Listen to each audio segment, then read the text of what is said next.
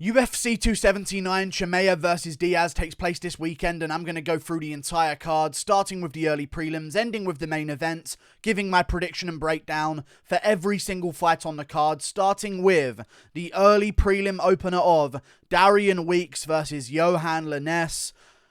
I'm going to be going with Yohan Lainesse here over Darian Weeks. This is a very risky fight to predict, but the fact that they have Darian Weeks as the favourite, I can't pass up the power of Yohan Lainesse in that first round.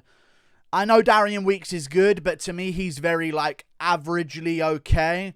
He only really made the Ian Garry fight close because he was, clinching him against a cage and landing a couple of tapping leg kicks here and there and a couple of glancing blows and just being awkward for Ian Garry to really tee off on. If you're telling me that there's an underdog here of Yohan Lainesse with the power that he has in his hands, I'm going to be going with Yohan Lainesse. Darian Weeks, not the biggest guy for the 170-pound division. I feel like Yohan Lainesse is going to land on him a couple of times in this matchup and make him pay. He's got a 4-inch reach advantage as well, a 2-inch height advantage, and he's not a skinny guy for the division either, so he's going to be quite a bit bigger than Darian Weeks. He's got 4 inches of reach advantage. He's way more explosive early on. I know Darian Weeks is good, and he's only lost to, taking on Bryan Barberena on very short notice in his debut and making a bit of a close fight with Ian Garry here and there, but I feel as though Yohan Lainesse has got this one in the bag, and I think he's going to catch him in the first round by KO. He caught his last opponent, Gabriel Green, in the first round and hurt him really badly, but then sort of gassed out, looking for a finish and getting overexcited, and then got finished afterwards. His gas tank is terrible, so I'm worried that maybe if this goes into the later rounds, maybe you should put your money on Darian Weeks if this goes past the first. Let's say he drops Darian Weeks in the first round. If the odds are massively in favour of Yohan Lainesse going into the second, bet on that underdog, I would say, because he does gas out quite a bit. But I'm going to go with Yohan Lainesse kicking off the card with a first round KO. Moving on up the card, Elise Reed versus Melissa Martinez. I'm going to go with Melissa Martinez. She's alright. You know what I mean? She's nothing too special, but she's a young woman for the 115-pound weight class, 25 years of age.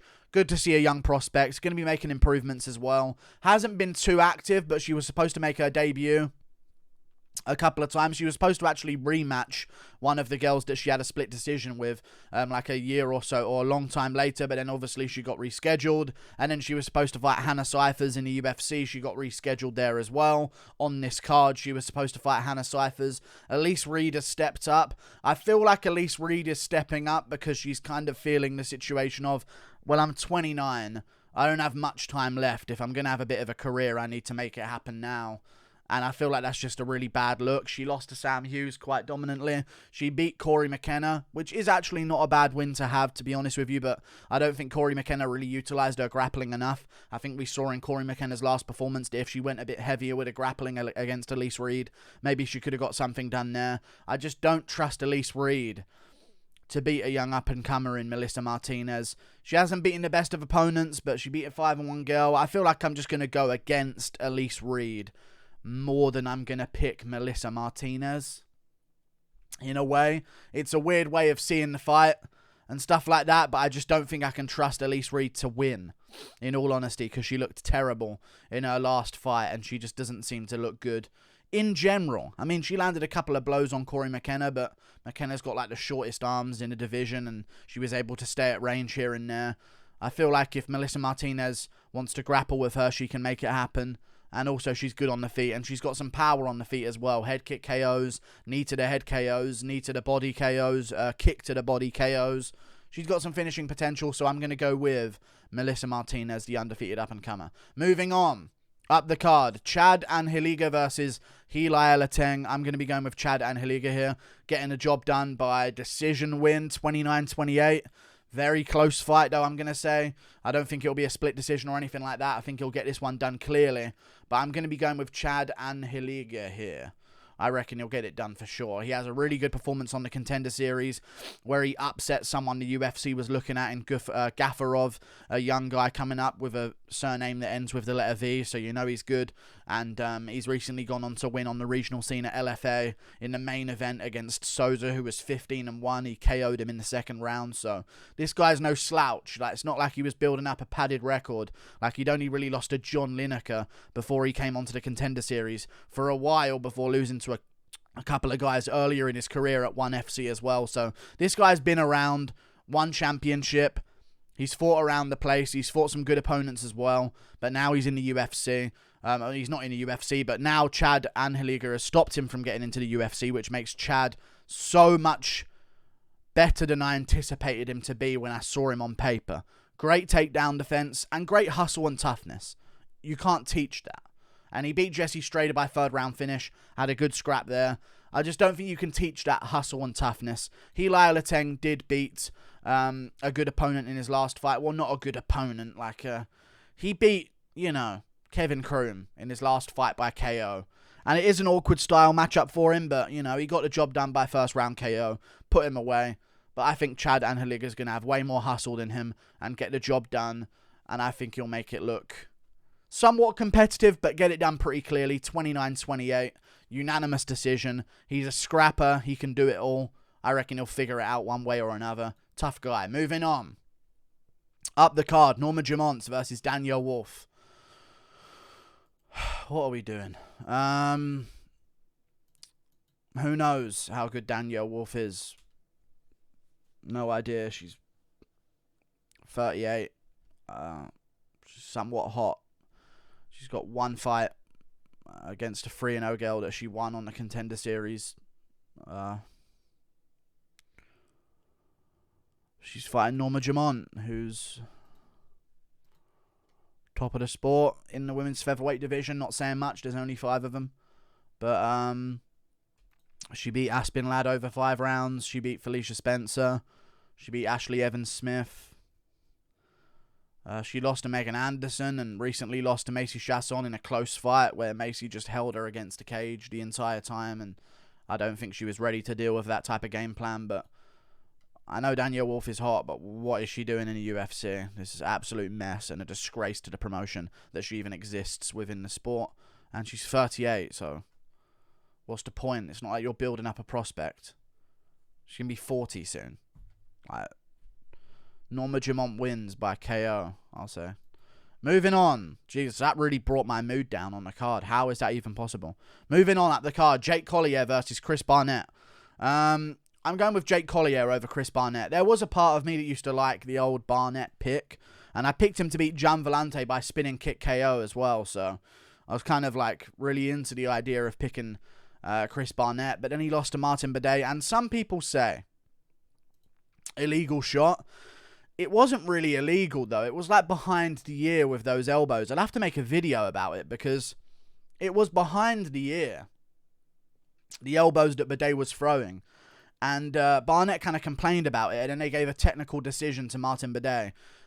I feel like they would have just disqualified him if it was an illegal move. He was beating up Chris Barnett before then anyway, and we just saw Martin Bidet get kind of exposed in his last fight, even though somehow he got given the win. He's terrible, and he got beaten by Lucas Bursky, and they gave him the win by robbery decision. I just feel as though Chris Barnett is good, but under pressure he can wilter, and he can't get off those spinning attacks, and Gian Villante might just be absolute garbage that doesn't care about his career whatsoever, and that's why he got beaten by him. And even then, Gian Villante arguably could have been winning against Chris Barnett as well. So, he lost to Ben Rothwell, he lost to Martin Bidet. Big guys can put pressure on him. I think Collier's good, and he's got slick hands as well, underrated hands in that division, and he's got some grappling to go with it as well. He had a really good win with his grappling recently in his career against Chase Sherman, who just came back and won in his re-debut of the UFC, I guess you could say. So, he's lost to Tom Aspinall. Carlos Felipe, razor close decision, arguably could have won. He lost to Andrei Arlovsky, razor close decision, probably should have won. So I feel as though Chris Barnett's pretty underrated, and I think he's going to get the job done. I mean, I think Jake Collier's pretty underrated, and I think he's going to get the job done against Chris Barnett. I'll say by TKO in the second round or something like that. I just think Barnett's way too fat. I know Collier is, but he's got that sort of it's not sagging and weighing him down. You know what I mean? Like, Chris Barnett is literally, like, melting as we speak. So I'm definitely going to take Jake Collier over Chris Barnett. I reckon he'll melt him. They'll get into a firefight. He'll survive it and then finish him off at some point in the second half of the fight. Moving on. Up the card, Jamie Pickett versus Denis Tiuliulin. I'm going to go with Denis Tiuliulin because I think he's really underrated, and I've watched some of his fights, and I watched his KO that he got, and he's pretty good. And when you look back at some of his losses, name a non-Dagestani sounding guy in this mix of people that he's lost to, like Elise Kizraev. He actually gave it a little bit of a fight in the first round and second round, and he stepped up on short notice to take that fight as well, and he was landing some good body kicks and landing some good shots, and he showed he was tough, but eventually got melted and rear naked choked in the second round. Before that, he beat an 11-2 guy at UAE Warriors for Heili, who's a very good opponent, and he KO'd him in the first round brutally. And then you've got Ikram Aliskerov. He lost to him, took him to the third round, though. You know what I mean? Like, I don't mind this at Brave. You know, Ikram Aliskerov's a dangerous guy. He's on the Contender Series coming up soon. The guy who, like, put up the best fight against Khamzat Chimaev in his come-up in his career and stuff like that. So, you know, Ikram Aliskerov's no joke. He's went on a 4-fight win streak since losing to Chimaev. Tiuliulin was one of them. And now he's fighting Mario Souza on the Contender Series. So, I like Tiuliulin. You know, he's fought good opponents. You know, he lost a split decision to Jean-Patrick, 9-3. This was an M1 challenge. So, like, he's going through good promotions. He's not hiding out in terrible, terrible promotions. Like, he fought Shamilov, who was 4-0 at the time, lost a split decision there. So, he's taken these up-and-coming prospects, like, to, like, some real tough decisions in their career. And then he beat Mubarak Shuev, who was 4-0 at the time as well, and he lost that one. But, you know, I like this guy. I like that he's not scared to test himself against really dangerous up-and-comers. He beats some of them. He loses to some of them, the majority of them, but they're really good opponents that would all beat Jamie Pickett, in my opinion. So I'm going to trust him to beat Jamie Pickett. I think he's good. Jamie Pickett's dangerous, but he just seems to hold against the cage and not really impress me too much whatsoever. So I'm going to take Denis Tiuliulin against Jamie Pickett in this matchup. I think he's got a solid chance, and he's an underdog, so I'll take it. Moving on. Up the card. Jailton Almeida versus Anton Turkalj. I'm going Jailton Almeida. This is a bit of a skewered contest towards the favour of Jailton Almeida. He's been ready for heavyweight. He's known about it being a heavyweight bout for a long time. He was supposed to fight Shamil Abdurakhimov. This isn't like his last fight against Parker Porter, where he stepped up on short notice to fight at heavyweight and he wasn't really prepared, and maybe he was still like heavyweight sized. He's known about moving up to heavyweight, so I expect him to have a massive weight advantage over Anton Turkalj. Anton Turkalj, 8-0. What are we doing? Stepping in on short notice, I get it, because they didn't like you on the Contender Series, and you didn't get signed because you won a decision and weren't female, so you don't get signed on the Contender Series. But this is risky, man. I know he's a good grappler, though. He does grapple. He grappled against Alexander Gustafsson in a Swedish grappling promotion. He lost a decision, but, you know, Gustafsson can grapple if that's the only thing he's up to doing. You know, sometimes recently he's been scared about getting chinned and he can be out-grappled a little bit and stuff like that. But this guy, Turkalj, young guy, had a good amateur career, fought some good opponents at amateur as well, you know? Like, he fought IMMAF European Championship, so he's been through tournament stages and stuff like that, and he went, I think, 11-3 as an amateur, then went pro, hasn't lost a single fight, but sometimes didn't have the best style on the Contender Series to get signed and stuff, but he's fought some good opponents, so this is a tough test. I'd love to see if he can put up some kind of fight, but I just feel as though Jailton Almeida's on the sauce. His teammate recently popped, Carlos Felipe, recently popped for taking roids. One of his main sparring partners. And look at him. Dude shaped like an Argonian from fucking Skyrim. So I feel like he's on something. And I'm going to trust him to beat Anton Turkalj on short notice, stepping up, because he's not going to be big enough to stuff those takedowns. And I think we're going to see like a Jailton Almeida second round finish. So maybe there's money to be made by not saying it will happen in the first round. But Anton Turkalj is good. One thing to watch out for with Jailton Almeida is every time he shoots a takedown, he throws a front kick before it. Don't know why, but I've watched his fights. He throws front kicks to the face and body, gets the arms nice and tight and closing up to expect some striking, and he shoots a double leg underneath it. So if, if Turkalj just done his research, you see that front kick, load up an uppercut or a big flying knee, who knows? We'll see how it goes. But I'm going to go Jailton Almeida. Moving on. Hakeem Dawodu versus Julian Erosa. I'm going to go Hakeem Dawodu here. I like his style. He has a very Nathaniel Wood style, Hakeem Dawodu, and I think that can work against a guy like Julian Erosa. Plus, he's not a small guy for the 145 division either now. Julian Erosa is, for some reason, a big test. I don't get what it is in his game that makes him a big test. He doesn't seem good anywhere, I'll be honest with you, like really doesn't.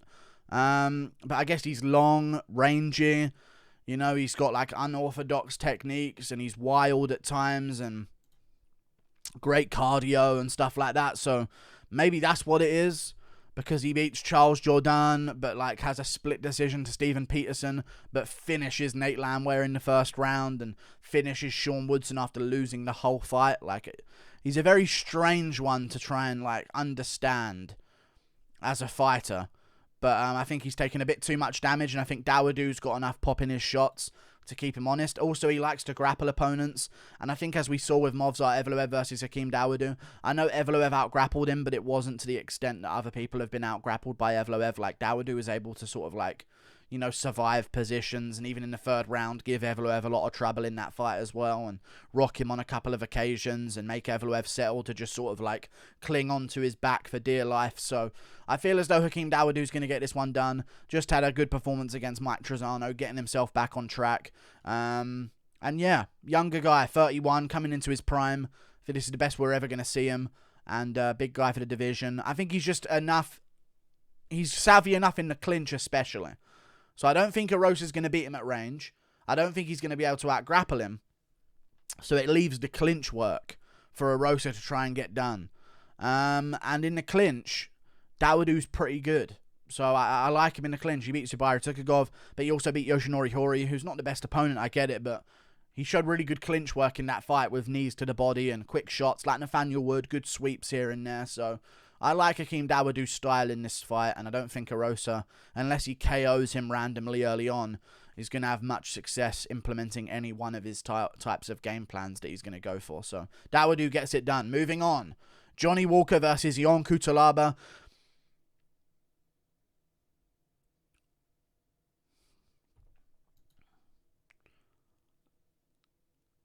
I'm going to go with Yohan Cutelaba. I just can't trust Walker's chin, man. Any punch, it seems like it's any punch. And if he isn't hesitating on the outside, which I don't think he can do against Cutelaba, because Cutelaba's going to bring the noise and try and take him down. And, you know, maybe there's going to be some moments early on where Walker's going to have a chance to elbow the side of his head and hammer fist the side of his head like he did against Ryan Spann. But I feel as though Cutelaba's just got two different things to worry about. He's got two different things to make Walker worry about, whereas Walker's only got one thing for Cutelaba to worry about. They've both got knockout power that they have to watch out for, but Cutelaba's the one who's going to initiate a takedown. So Walker might have to hesitate on that. I can really see, when I think about this fight in my head, I can really see Cutelaba bolting across the cage, throwing a bunch of feints and level change feints, and then faking a takedown and throwing an overhand and catching Walker on one leg while he goes for like a knee to try and time the takedown of Cutelaba, and Cutelaba just catching him over the top and crumpling him in on himself and rocking him all over the place, and then finishing him against the cage and taking him down and beating him up on the ground, and Walker's out cold. I can't trust Walker's chin. Cutelaba, fair play, may not have the best chin in the world, but he at least can take a couple of shots before it's all over. You know what I'm saying? But Walker, it just seems anything that touches him is like, that's it. I don't want to trust that. So I'm going to go, especially with an underdog pick. You know what I mean? So I'm going to go Cutelaba. I think he's better at being the nail than Walker is, and they're both pretty good hammers. Maybe the size of Cutelaba will give Walker some problems as well, because he's a little ball of energy, so it'd be hard to sort of play at range against, you know what I'm saying? I'm going to go Cutelaba first round TKO. But we'll see. This is genuinely a 50-50. Arguably, you should take the underdog. I just got a real feeling Cutelaba sleeps him over the top. I was thinking Walker, but the guy has negative chin levels. Simple as that. Moving on. Up the card, Irene Aldana versus Macy Chiasson. I'm going to go with Irene Aldana over Macy Chiasson. There is a worry in my mind that maybe Macy Chiasson is a good underdog and she might just hold Irene Aldana against a cage, but I feel like Irene Aldana's boxing's pretty underrated, up there with the levels of Norma Dumont, but she's taller and lankier, so I think she's going to be she's going to be sort of more difficult to just sort of like have Macy Chiasson put her weight on her and lean over her against a cage and do that type of game plan. And I think she's got power in her hands. And I also think the weight cut to 135 is going to mean that Macy Chiasson can't push as hard as she could at 145. She has struggled to make 135 before. I think if she does it this time, there's going to be problems against Irene Aldana after that long weight cut of Macy Chiasson. So I'm actually going to go with Irene Aldana timing herself a nice first round KO against Macy Chiasson. So maybe a Irene Aldana TKO isn't a bad bet. She beat Yana Kunitskaya by first round KO. She beat Ketlin Vieira by first round KO, who went 5 rounds of Holly Holm and arguably won. So, you know, I know that she lost to Holly Holm in a pure striking match, and she was just following Holly Holm around, but Macy Chiasson's not Holly Holm, so... And Holly Holm loves to hold women against the cage, and she couldn't do it with Irene Aldana, so I'm going to trust Irene Aldana to get it done with power, speed, and catch the looping, unorthodox, sloppy shots of Macy Chiasson, and also not let herself get held against a cage. So I'm going to go with Irene Aldana first round KO. Moving on. Up the card, Kevin Holland versus Danyelle Rodriguez. I'm going to go with Kevin Holland. If Danyelle Rodriguez was more active, I may have picked him. It's just Kevin Holland has been extremely active recently, and I know he said he wanted to fight in the September pay-per-view card, so he's been ready for this event, I would imagine. I know we didn't really know about this fight until a couple of weeks ago, but he said after his last fight, hey, I'm ready to fight in September. That's the date I'm looking at, and then another one in December. Let's get it going. So I know that he's been ready for this sort of date, this sort of timeline. This isn't like a shock surprise to him, like, oh, I'm fighting in September all of a sudden. No, he's known about this, and I feel like he's made massive improvements, and he's still going to be making massive improvements. I don't know how many improvements D-Rod's going to make at 35, especially when his time off recently has been to recover from injuries that he's rushing to try and come back from. He broke his hand in the Kevin Lee fight, got surgery on it, tried to come back after a long time off, broke it again because he rushed it and didn't let it heal enough, and he had to get another surgery on his hand, and now he's coming back again. I don't even know if it's 100% yet. He might break it in this fight, and then it's a different looking fight, you know? Like, I know he's good, but I don't think he has the one-punch power to gain too much respect from Kevin Holland, a guy who was taking big shots from Buckley and just sort of laughing them off and throwing big shots back and stuff like that. So I feel like he's not got the power to worry Kevin Holland, and Holland has enough range to catch D-Rod a bit like Dwight Grant did. I mean, you're looking at a 7-inch reach advantage here for Kevin Holland over Danyelle Rodriguez. Not looking good for Danyelle Rodriguez in certain ranges of this fight. And if Dwight Grant can hurt him and nearly put him away, I think Kevin Holland has underrated finishing potential. And I think if he hurts D-Rod, he will put him away and maybe submit him at some point with a dash choke or something like that. But I'm going to say Kevin Holland, first round TKO. I think he'll just use the strikes, put away D-Rod. They'll get scrappy. They'll be throwing back and forth. And then Holland will catch him at like a weird angle as D-Rod's lunging him for a right hand or something. And Holland will like check hook him and then blast him with a straight right out of range when D-Rod's leaning back. So D-Rod overextends, gets caught with a check hook. Then as he leans back to try and evade more shots, Holland's range is deceptive. You know what I mean? So I think he'll tag him with a right hand. Plus Kevin Holland, this is going to be the best we've ever seen him at welterweight because, of course, it takes a couple of fights to adjust to a new weight class before you actually look your best. You know what I'm saying? It's like you got to build yourself into a weight class, and I think Kevin Holland, you know, he was at welterweight before, beat guys like Jeff Neal, but he's now back at welterweight, and he's got himself back into the groove of things, you know. He had 2 rounds against Alex Oliveira, 2 rounds against Tim Means. I think he's going to look switched on. He's fought 3 times in the last 6 months, this will be. So I'm going to trust Kevin Holland to get this one done. D-Rod's been out for too long. I don't like the the fast-starting, high-power Kevin Holland. It's a danger for D-Rod, is all I'm going to say. But D-Rod's really good, so if he wins, I won't mind. He's arguably 18-0. His fight on the regional scene was a robbery loss. Shouldn't have lost it. It was a split decision. And his fight with Nicholas Dalby that he lost was a split decision that he shouldn't have lost. So, arguably 18-0. But again, Dalby made it close. You know? And Gabe Green was in there the whole time.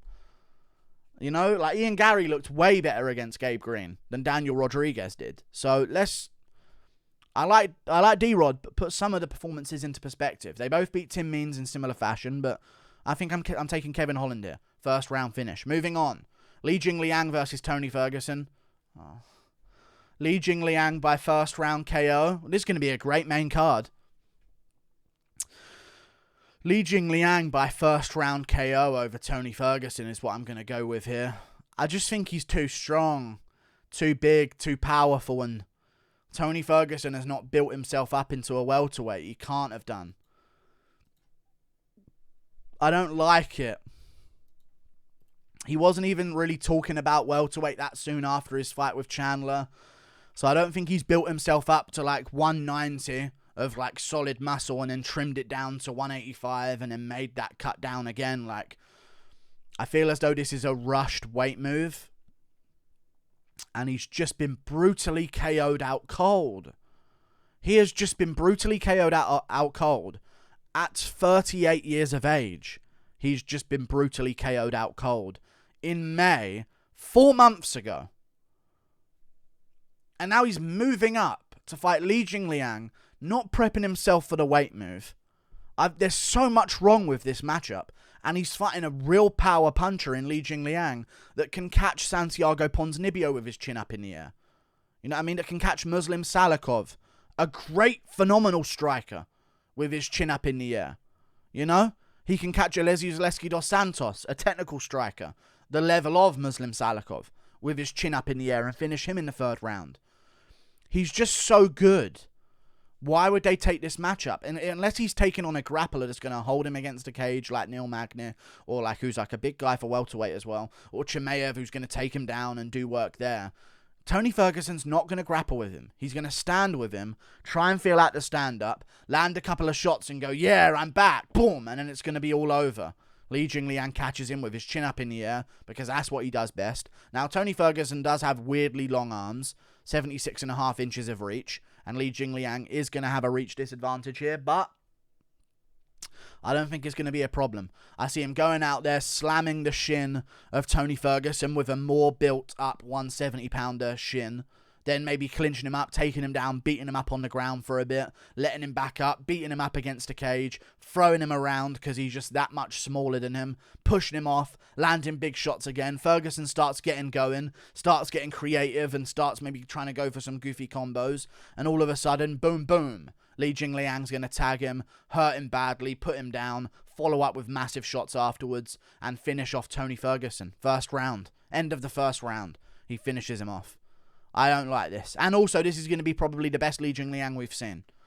Hungry, training over at America as well now for the first time with a good gym.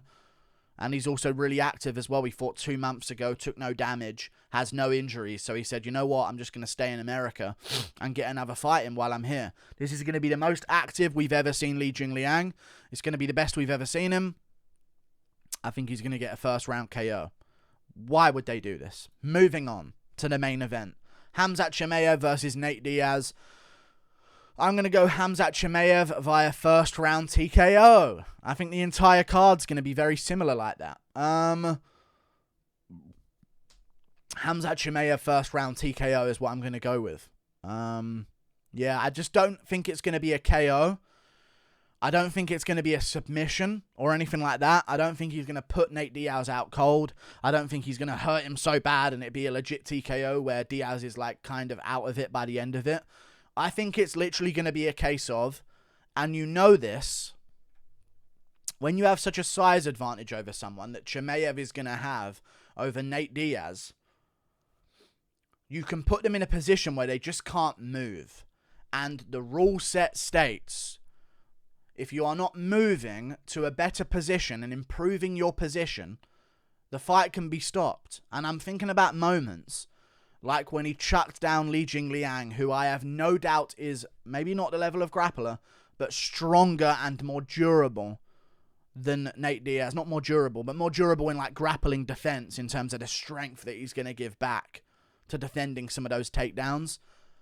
And I'm thinking about the moment where Chimaev had his back and was punching him. If Chimaev landed a couple of more punches there, that fight's over by TKO. You know? I feel like he sort of strayed away from the game plan against Gilbert Burns and tried to trick him by standing with him. But I feel as though he's just going to take down Diaz, pin his arm behind him, and then just start drilling into his face with punches. And the ref's going to be, move, Nate! Nate, you got to move, Nate! 10, 11, 12, 13, and it's over. Because you have to move. And I don't think Nate's strong enough to move if Chimaev's trying to keep him down. He hasn't fought a welterweight this size for a long time, since he's fought guys like Rory McDonald, who, by the way, threw him around like a dog toy. So, I'm going to go with Khamzat Chimaev. First round TKO, referee steps in, Nate Diaz is not defending himself appropriately. It's not going to be that he's out cold, it's not going to be that he got submitted. It would be crazy if he got the upset, but it's going to be a fact of, you've got to move under someone, and I don't know if he's going to be able to move under Khamzat Chimaev. He gave up his back against Leon Edwards, and Edwards had his back on the ground, and Edwards was sort of like pinning his arm and landing big elbows on him. If Chimaev gets those positions, he's so much stronger than these other guys. Burns is a problem because he's a little ball of mass that can tuck his knees in on the ground and stop Chimaev from trying to take the back, and he can really be a real strong brute in those positions. But Nate Diaz is skinny fat, not too strong. He'll get picked up, dunked, and beaten up by Chimaev, I reckon. I think Chimaev's going to go across the cage, slam a massive leg kick into Nate Diaz immediately, slam a massive body kick into Nate Diaz as well with a front kick or a round kick to the body, and then land a big punch on him, scoot underneath it, pick him up, dunk him, push him down against the cage, pin his arm. Nate's going to try and slap back and punch back at him, and Chimaev's just going to be drilling his face into the canvas with punches. Chimaev gets it done. Plus, Nate Diaz is not young, he's old, he's 37. He's 37 years of age. Chimaev's still not even 30. He's going to be making improvements. It's risky because it's a 5-rounder and anything can happen. But he ran away from Edwards for the first 4 rounds with his back turned to Edwards, bending over in front of him, showing him his bum and stuff like that. Like he didn't want any of that fight for the first 4 rounds, and you can't play that level of defensiveness against a wrecking ball of Chimaev. You have to give him something to worry about, like Gilbert Burns, and he doesn't have that. I don't think. So I'm going to go Khamzat Chimaev, first round TKO. Nate doesn't defend himself correctly. Like and subscribe. Toodle pip.